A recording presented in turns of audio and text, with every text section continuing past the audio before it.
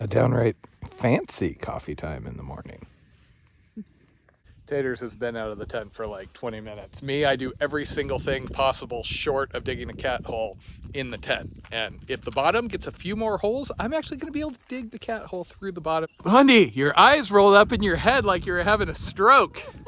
And we are now starting off a day that Taters is very excited for because we go through a section called Big Falls and then a bit of a brushy section that has a bunch of newts.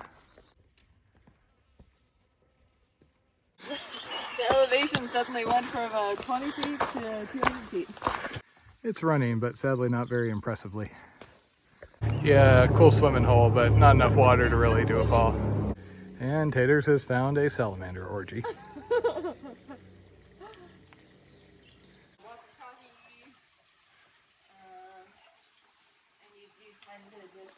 Only thing Blondie likes more than salamanders is little salamanders.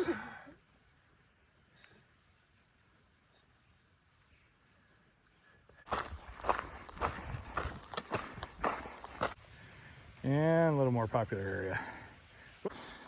I don't know, feels like Condor trails jumped the shark. I don't have brush up above my head filled with yuccas covered in ticks.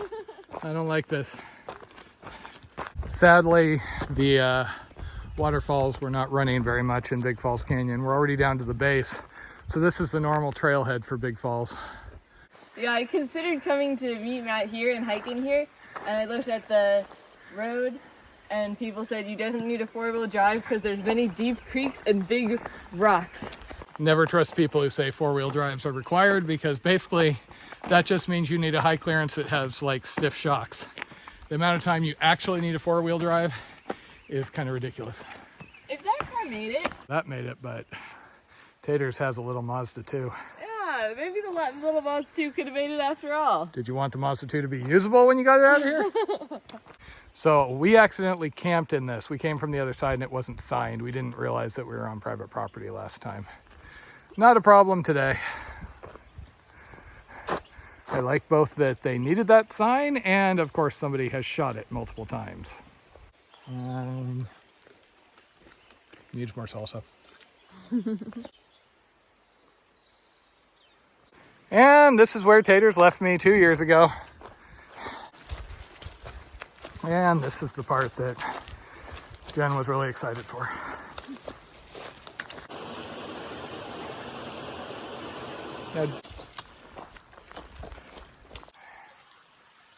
And Taters is happy.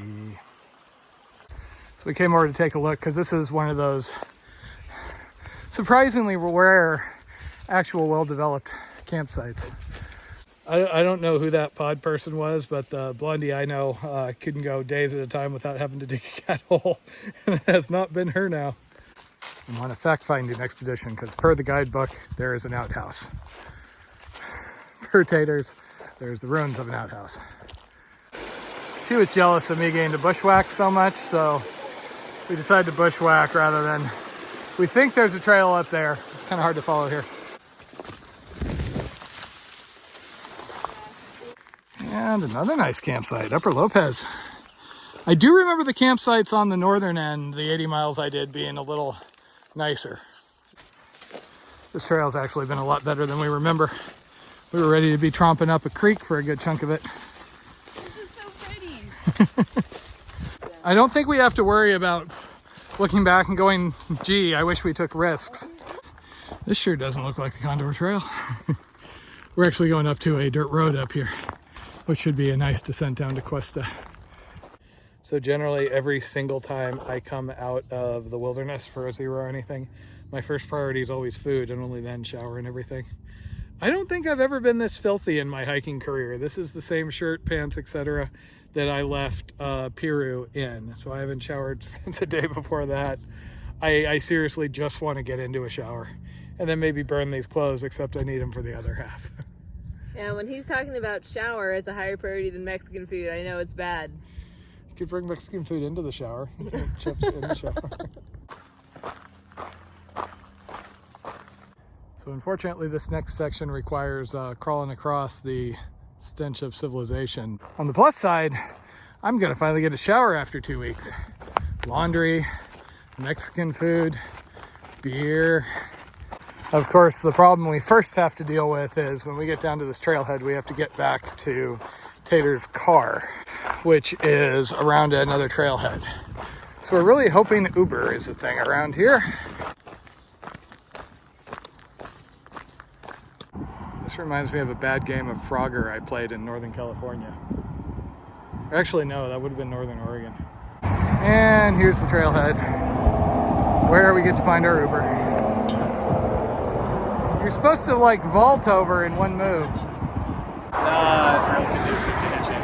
So we're waiting on a $45 Uber. I think that Uber driver thought I smelled. He actually kept rolling his window down. Oh. I mean, just 2 weeks. I don't think I've ever been this dirty at any of my other hikes. Oh, the tyranny of stairs.